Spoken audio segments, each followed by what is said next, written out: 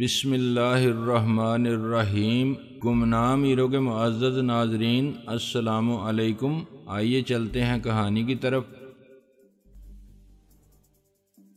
اس کے لہجے نے مجھے چکنا کر دیا۔ آخر وہ کون تھا جو شاہ عالم سے اس لہجے میں بات کر سکتا تھا؟ وہ مذاق ہرگز نہیں کر رہا تھا۔ فون پر مذاق کرنے والے اتنے سیریس نہیں ہوتے، اور انہیں یہ بھی ڈر ہوتا ہے کہ موبائل فون پر ان کا نمبر آ جائے گا۔ پہلی کال پر میں نے نمبر نوٹ نہیں کیا تھا، مگر اب میں نے غور سے نمبر کو دیکھا۔ رکشی نے ہاتھ کے اشارے سے گلاب اور چنبیلی کو رخصت کر دیا تھا، اور اب میری قریب ہی ساکت و صامت کھڑی تھی۔ اس کے چہرے سے پریشانی عیاں تھی۔ پریشانی بیگم صاحبہ کے چہرے سے عیاں تھی، مگر مجھ میں ہمت نہ تھی کہ میں ان سے پریشانی کا سبب پوچھ سکوں۔ یہ ایسا ہی ہوتا ہے جیسے رنگے ہاتھوں پکڑا جانے والا چور سوال کرے کہ آخر مجھے کیوں پکڑ رہے ہو۔ وہ بوجھل قدم اٹھاتی آگے آئیں اور میرے پاس بیٹھ گئیں۔ میں نے اپنے پاؤں سمیٹ لیے۔ کیا وہ سب ٹھیک ہے ناصر جو ڈاکٹر صاحب نے مجھے بتایا؟ میں نے اپنی ہمت کو مجتمع کیا اور ایک گہری سانس لی۔ اب ڈر کے جھوٹ کی آڑ میں پناہ لینے کی نہ گنجائش تھی اور نہ ضرورت۔ اس میں کوئی غلط بات نہیں ہے۔ یہاں کیا پریشانی تھی تمہیں ایسی؟ میں نے کہا ایسا مت کہیے، یہاں مجھے گھر سے زیادہ آرام تھا، اور مجھے جتنی محبت اور عزت آپ سب نے دی وہ شاید اس دنیا میں اور کوئی بھی نہیں دے سکتا۔ پھر کیا بات ہو گئی اچانک کچھ نہیں بیگم صاحبہ، ایک نہ ایک دن تو مجھے جانا ہی تھا۔ کیوں جانا تھا؟ کیا تم اسے اپنا گھر نہیں سمجھتے تھے؟ بیگم صاحبہ کے لہجے میں تلخی شامل ہو گئی تھی۔ میں نے کہا نا، آپ کے اس احسان کا قرض ایسی باتیں غیر ہی کر سکتے ہیں۔ گھر میں رہنے والوں اور گھر کو اپنا سمجھنے والوں کے لیے احسان اور قرض جیسے الفاظ ہی بے معنی ہوتے ہیں۔ کیا میرا بیٹا کل مجھ سے یا اپنے باپ سے کہہ سکتا ہے کہ بڑا احسان ہے آپ کا کہ آپ نے میری پرورش اچھی کی، مجھے اچھی تعلیم دلوائی، تو یہ آپ کا قرض ہے؟ بیگم صاحبہ نے برہمی سے کہا۔ میں نے کہا حقائق کی بات کیجیے بیگم صاحبہ، مفروضات کی نہیں۔ بیگم صاحبہ نے بحث سے گریز کیا۔ تم غلط کر رہے ہو ناصر، ابھی میں خود نہیں جانتا۔ یہ فیصلہ تو نتیجہ سامنے آنے کے بعد ہی کیا جا سکتا ہے۔ اگر اپنے بڑوں کے نقش قدم پر چلتے رہتے تو دنیا میں ترقی کیسے ہوتی؟ سب ویسا ہی رہتا جیسا تھا۔ بڑے ہمیشہ یہی کہتے آئے ہیں کہ ہم نے ایک عمر گزاری ہے، ہمارا تجربہ ہے، مگر نئی نسل کے لیے وقت کا تجربہ الگ معنی رکھتا ہے، اور پرانی نسل ہمیشہ انہیں غلط کہتی ہے۔ یہ بعد میں پتہ چلتا ہے کہ جو غلط سمجھ رہے تھے وہی غلطی پر تھے۔ دیکھ لیں، جس نے کہا تھا کہ دنیا گول ہے یا ثابت کیا تھا کہ سورج زمین کے گرد نہیں گھومتا، کیا انہیں ساری دنیا نے غلط نہیں کہا تھا؟ پیغمبروں کو بھی غلط کہا گیا۔ آئی ایم سوری، میں کچھ زیادہ بول گیا۔ بیگم صاحبہ کے چہرے کے تاثرات میں ایک خوشگوار تبدیلی آئی۔ خدا تمہیں نظر بد سے بچائے، شاید ٹھیک ہی کر رہے ہو، کیونکہ تم میں حوصلہ ہے۔ تم تجربے کو غلطی کا تجربہ کر سکتے ہو۔ مجھے یہ حوصلہ دینے میں آپ کا بھی بہت ہاتھ ہے بیگم صاحبہ۔ آپ نے مجھے اپنے آپ پر اعتماد کرنا سکھا دیا، یہ بھی احسان ہے آپ کا۔ پھر وہی احسان کی بات۔ صبح ڈاکٹر صاحب نے مجھے غصے میں احسان فراموش کہا تھا۔ میرے پاس کوئی ایسا طریقہ نہیں تھا جس سے میں اپنی نیک نیتی ثابت کر سکتا۔ احسان ہمیشہ رہتا ہے، اسے کبھی ختم نہیں کیا جا سکتا، کیونکہ اس کا معاوضہ کسی قاعدے فارمولے میں طے نہیں کیا جا سکتا۔ آدمی کرنا چاہے تو بہت کچھ کر سکتا ہے۔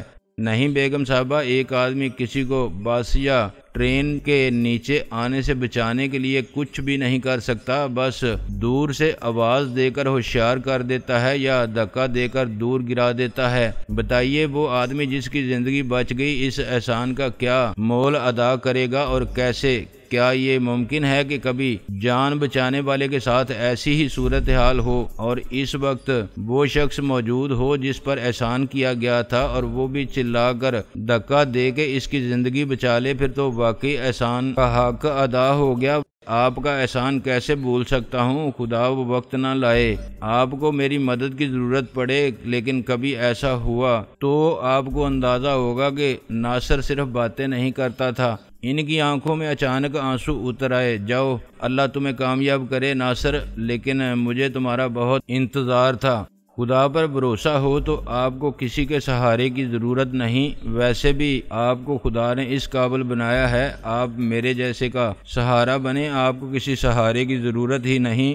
خدا نے بن مانگے آپ کو وہ سب سہارے دے دیے ہیں جس کے لیے کچھ لوگ ساری عمر ناکام جدوجہد میں مصروف رہتے ہیں اور اپنی ناکامیوں، مایوسیوں اور خواہشوں کے ساتھ دنیا سے رخصت ہو جاتے ہیں۔ تم واقعی دبئی جا رہے ہو؟ ایک لمحے کے لیے مجھے خیال آیا کہ میں انہیں سچ سچ بتا دوں، پھر میں نے جھوٹ کو ترجیح دی۔ ایک دل آزار سچ دلدار جھوٹ یقیناً بہتر تھا۔ جی ہاں، فی الحال دبئی جا رہا ہوں۔ وہ مسکرانے لگیں، یعنی عزائم اس سے بھی آگے کے ہیں۔ میں نے کہا ستاروں سے آگے جہاں اور بھی ہیں۔ محبت مجھے ان جوانوں سے ہے، ستاروں پہ جو ڈالتے ہیں کمند۔ وہ ہنس کے بولی، مگر صرف چاہنے سے کچھ نہیں ہوتا، چاہنے سے سب کچھ ہو بھی سکتا ہے۔ جیسے آدمی چاند پر اتر گیا، پہلی شرط ارادے کی ہے، عمل کا مرحلہ اس کے بعد آتا ہے۔ اچھا چلو اب میرے ساتھ ناشتہ کرو، مجھے بھی بتاؤ گے کیا چکر چلا رہے تھے تم؟ میں نے اٹھتے ہوئے کہا، یہ ڈاکٹر صاحب نے کہا ہوگا۔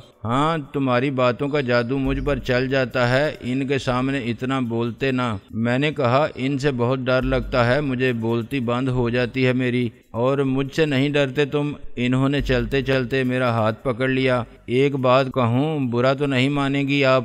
تمہاری کوئی بات مجھے بری نہیں لگتی۔ غلط، میرا اچانک غائب ہو جانا آپ کو برا لگا تھا، اور میرا ایسے جانا کب اچھا لگ رہا ہے آپ کو؟ میں نے انہیں کھانے کی میز پر بٹھا دیا۔ مگر یہ ٹھیک ہے کہ آپ سے مجھے ڈر نہیں لگتا، اس لیے کہ میں آپ سے محبت کرتا ہوں۔ اس وقت اچانک میں نے اس خبیث نوکر کو اپنے سر پر سوار دیکھا جو ایسے ہی وقت کی طاق میں رہتا تھا۔ ناشتہ کرو گے؟ وہ بولا۔ میں نے اپنی بات جاری رکھی، آدمی جس سے محبت کرتا ہے اس سے خوف نہیں کھاتا۔ میری محبت ایسی ہی ہے جیسی ہر بچے کو ماں سے ہو سکتی ہے، یا ماں کو اپنے سب بچوں سے۔ بیگم صاحبہ نے نوکر کو ڈانٹا، تم یہاں کھڑے کیا کر رہے ہو؟ جی، جواب کا انتظار، اس نے ظاہری شائستگی سے کہا۔ یہ بھی کوئی پوچھنے کی بات ہے؟ بیگم صاحبہ نے برہمی سے کہا۔ ناشتہ لاؤ۔ اس نے مزید اسبات میں سر ہلا دیا۔ سمجھ گیا جی، آپ کے لیے بھی ناشتہ لانا ہے۔ وہ نوکر کو جاتے ہوئے دیکھتی رہیں۔ کیا یہ اپنے اختیار کی بات ہوتی ہے ناصر؟ کسی سے محبت کرنا اور پھر اسے چھوڑ دینا، چھوڑ کے دور چلے جانا؟ میں نے اس کا جواب سوچ کے احتیاط سے دیا، آدمی کہیں بھی رہے محبت تو اس کے دل میں رہتی ہے۔ جھوٹ، آنکھ اوجل پہاڑ اوجل، تم ایک بار پھر لوٹ کر آنا۔ کیا تمہیں کسی کی بھی یاد نہیں آئے گی؟ کسی کی بات میں نہیں کرتا، آپ کی یاد ضرور آئے گی، اور یہ میرا وعدہ ہے کہ میں خود بھی آؤں گا۔ رشتہ ضرورت مصلحت کے تقاضوں کا ہو تو ٹوٹ سکتا ہے، جذبات کا نہیں۔ یقین نہ ہونے کے باوجود تمہاری بات پر یقین کرتی ہوں۔ وہ اداسی سے مسکرائیں۔ کب جاؤ گے تم؟ ڈاکٹر صاحب کا رویہ تو ایسا تھا کہ مجھے ایک منٹ یہاں رکنا نہیں چاہیے، مگر میں جانتا ہوں کہ ان کی خفگی بھی نیک نیتی شامل ہے۔ میں ان کی بات کا کیا برا مانوں؟ انہوں نے ہمیشہ میری بہتری کے لیے سوچا، مگر میں نے انہیں مایوس کیا۔ ماں باپ کے ساتھ بھی ایسا ہو جاتا ہے، وہ مستقبل خود پلان کرنے لگتے ہیں، حالانکہ یہ سب ان پر چھوڑ دینا چاہیے جن کا مستقبل ہے، ان کا نہیں جو ماضی میں رہتے ہیں۔ ناشتے کے دوران میں نے انہیں وہی زیادہ تر بتایا جو میں صبح ڈاکٹر صاحب کو بتا چکا تھا۔ یہ تو ہے کہ تم اپنی عمر سے کہیں زیادہ بڑی باتیں کرتے ہو، مگر کیا واقعی تمہاری عمر زیادہ تھی، یا تم صرف شناختی کارڈ بنوا کے بالغ ہونا چاہتے ہو؟ بیگم صاحبہ نے پوچھا۔ آدمی یا عقل سے بالغ ہوتا ہے یا جسمانی طور پر شناختی کارڈ نہیں ہوتا؟ میرے پاس تو کیا میں آپ کا بچہ لگتا؟ میں نے کہا۔ ان کا چہرہ ذرا سی دیر کے لیے سرخ ہوا، پھر وہ ہنس پڑیں۔ وہ نرس تم پر بلا وجہ تو فریفتہ نہیں ہو گئی تھی، مگر تم اس لیے جو بات ان کی زبان کہہ نہیں سکتی تھی یہ تھی کہ بلا وجہ تو تمہارے انتظار میں دروازہ کھلا نہیں رکھا۔ اس رات ڈاکٹر صاحب بھی گھر پر نہیں تھے، مگر تم خود چلے گئے۔ پھر وہ مجھ سے پوچھتی رہیں کہ مجھے اپنے ساتھ دبئی جانے والے کون لوگ ہیں، کیا میں ان کی فیملی سے مل سکتی ہوں؟ ان کی کوئی لڑکی ہے تو کیا خوبصورت بھی ہے؟ دبئی جا کے میں کیا کروں گا؟ اس لڑکی سے عشق کرنے کی نیت کر رکھی ہے، پابندیوں سے مجھے کوئی فرق نہیں پڑتا تھا۔ میں صرف یہ جاننا چاہتا تھا کہ شادو وہیں ہے یا اسے میری نظروں اور خیالوں کی دسترس سے دور کر دیا گیا ہے۔ اگر ایسا ہوا تو میں اسے کہاں تلاش کروں گا؟ یہ شہر ہی بہت بڑا ہے اور شاہ جی چاہے تو اس شہر بدر بھی کر سکتا ہے۔ امید کا آخری تنکا جو مجھے مایوسی کے اندھیرے میں ڈوبنے سے بچا سکتا تھا رئیس تھا۔ شاہ جی کو اس پر بہت اعتماد تھا، میں نے بہت جلد یہ اعتماد حاصل کر کے گنوا دیا تھا۔ اب پھر رئیس ہی میرے اور شادو کے درمیان حائل ہو جانے والی خلیج پل بن سکتا تھا۔ شادو جی کو یہ بھی معلوم ہو گیا تھا کہ رئیس میرا واحد دوست ہے، اگر یہ دوستی بھی جرم بن گئی تو وہ شاہ جی کے اعتماد سے محروم ہو جائے گا۔ ہو سکتا ہے شاہ جی اسے چالاکی سے میرا سراغ لگانے کے لیے استعمال کرے۔ ابھی اسے کچھ نہ کہے، اپنے کسی آدمی کو رئیس کے پیچھے لگا دے کہ اس پر نظر رکھو، یہ ضرور ناصر سے ملنے جائے گا ورنہ ناصر خود اس سے ملے گا۔ رئیس نے ہی مجھے شناختی کارڈ بنوا کر دینے کا وعدہ کیا تھا، یہ کام میں خود بھی کرا سکتا تھا مگر فوری طور پر میرے لیے ہر جگہ خطرہ ہی خطرہ تھا۔ میں رئیس کو تلاش کرنے نکلتا تو شاہ جی کے چیلوں کے ہاتھ پڑ سکتا تھا۔ میں میٹرک کا امتحان دینے کی کوشش کرتا تو شاہ جی کے کارندے مجھے امتحانی مرکز سے اٹھا کے لے جا سکتے تھے۔ اس کے باوجود میرے لیے گھر میں چھپ کے بیٹھ جانا بعید از قیاس تھا۔ میں نے بہت سوچا اور بالآخر ایک لاہے عمل مرتب کرنے میں کامیاب ہو گیا جس میں خطرے کے اسباب اور امکانات کو کم کیا جا سکتا تھا۔ میں دوپہر کے بعد گھر سے نکلا تو اس شان سے کہ بیگم صاحبہ نے مذاق میں دل کی بات کہہ دی کہ بس اب جلدی سے چلے جاؤ ورنہ میری نظر لگ جائے گی تمہیں۔ اس بات کا صاف مطلب یہ نکالا جا سکتا تھا کہ کہیں ایسا نہ ہو میں جذبات کی رو میں بہک جاؤں۔ ان کی نظریں تو پہلے ہی بہکی ہوئی تھیں مجھ میں اور شاہ جی کے ڈیرے پر فقیروں کے درمیان رہنے والے ناصر عظیم کے حلیے میں زمین آسمان کا فرق تھا۔ جوگرز اور جینز کے ساتھ میں نے بلیک ٹی شرٹ پہنی تھی، سر پر ٹی کیپ پہنی تھی۔ اس طرح کے آنکھوں کو دھوپ سے بچانے والا حصہ میری گدی پر آ گیا تھا۔ یہ ٹین ایجرز کے فیشن کا نیا کریز تھا۔ باہر آ کے میں نے دھوپ کا چشمہ بھی لگا لیا جو نقلی ہونے کے باوجود میری شخصیت کے ساتھ اوریجنل رے بین لگتا تھا۔ اب میں خاصا مطمئن تھا، اس حلیے میں فقیر مجھے آسانی سے نہیں پہچان سکتے تھے۔ یہ ناممکن تھا کہ شاہ جی کے جاسوس گلی کوچوں، سڑکوں، بازاروں اور تانگوں بسوں میں ایک چہرے کو گور گور کے دیکھتے پھریں کہ کہیں ناصر کے چہرے کی مشابہت نظر آ جائے۔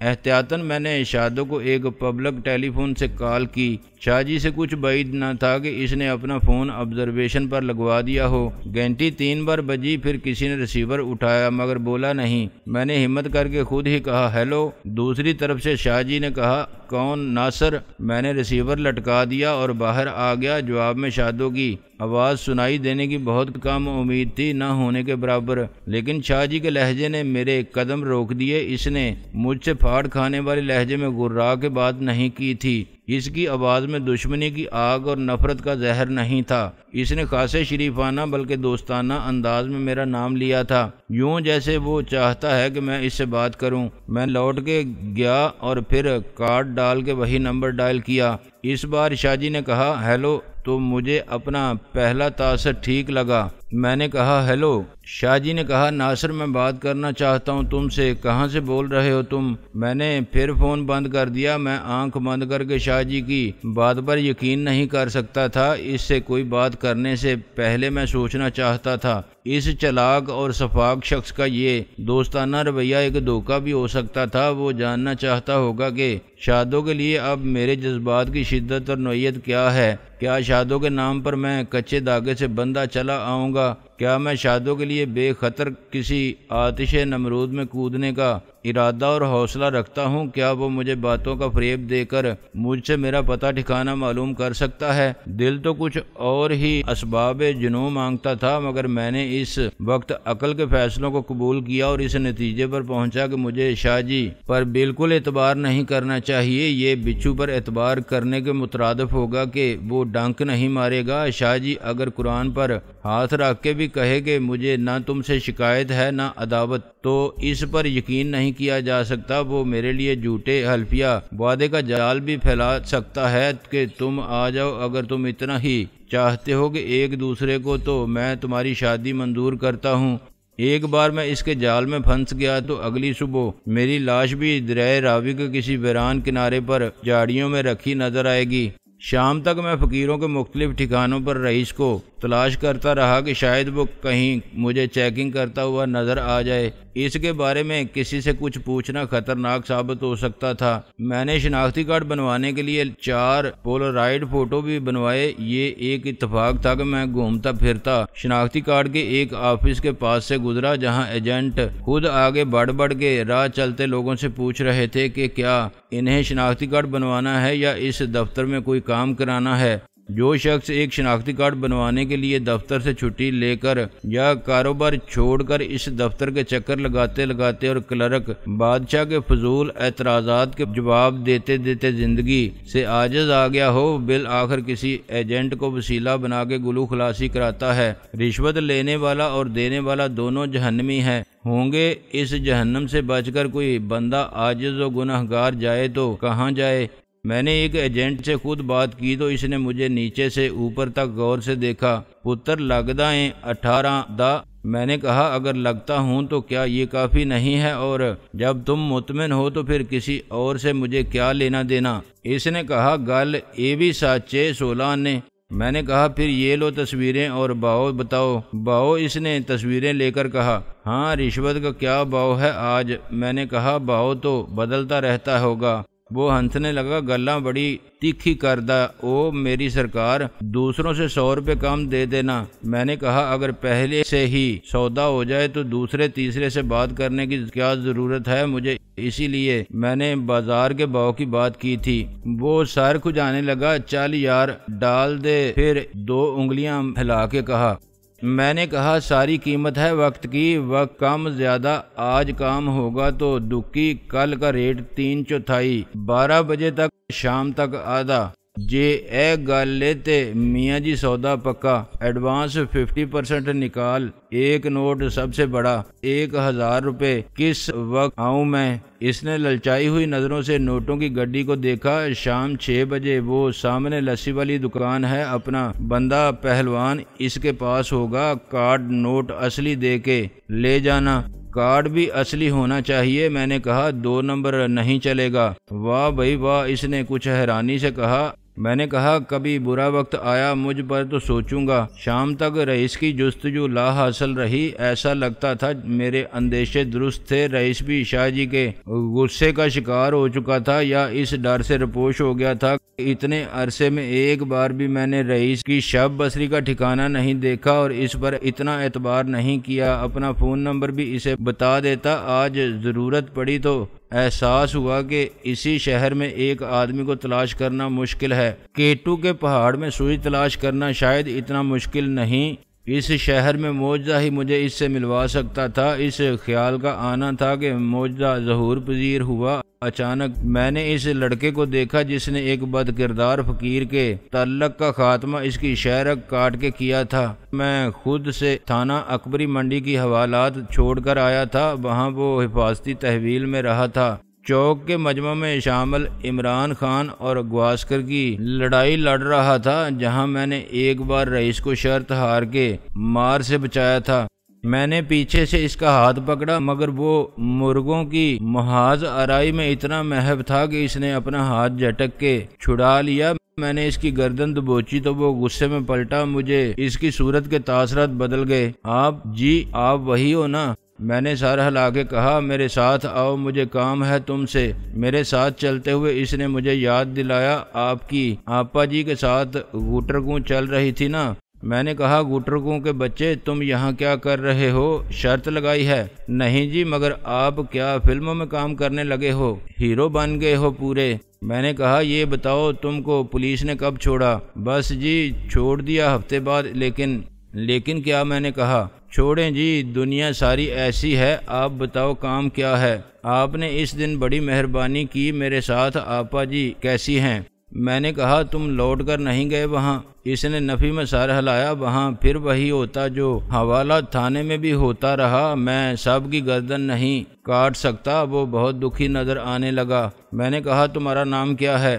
نام ویسے تو پٹاخہ کہتے تھے وہ۔ اس نے گالی دی جو کسی بچے کے منہ سے مجھے اچھی نہیں لگی، حالانکہ جن کو گالی دی گئی تھی وہ یقیناً اس کے مستحق تھے۔ میں نے کہا پھر گالی دی تم نے تو میں تھپڑ مار دوں گا۔ دوسروں کو برا کہتے ہو پھر خود برائی کیوں کرتے ہو؟ اس نے سر جھکا کے کہا عامر ہے جی میرا نام۔ آج کل کہاں رہتے ہو؟ گزارا کیسے ہوتا ہے؟ میں نے کہا گزارا ہو جاتا ہے جی۔ اس نے آہ بھری، دادا صاحب کی نگری میں کوئی بھوکا نہیں رہ سکتا، سونے کے لیے آسمان کی چھت ہے۔ میں نے کہا ڈائلاگ مت مارو، صاف کہو کہ کھانا دادا صاحب کے مزار پر جا کے کھاتے ہو اور جہاں جگہ ملے سو جاتے ہو، ایسے کب تک چلے گا؟ کسی دن پھر پولیس والے اٹھا کر لے جائیں گے یا شاہ جی کے بندے؟